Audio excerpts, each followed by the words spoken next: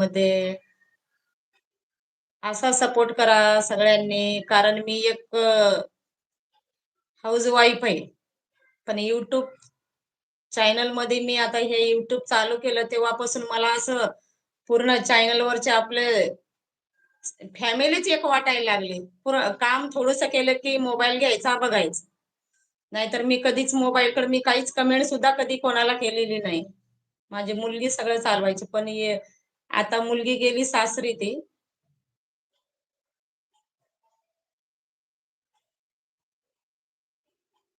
हो भाऊ, खूप मोठं योगदान आत्ता म्हणजे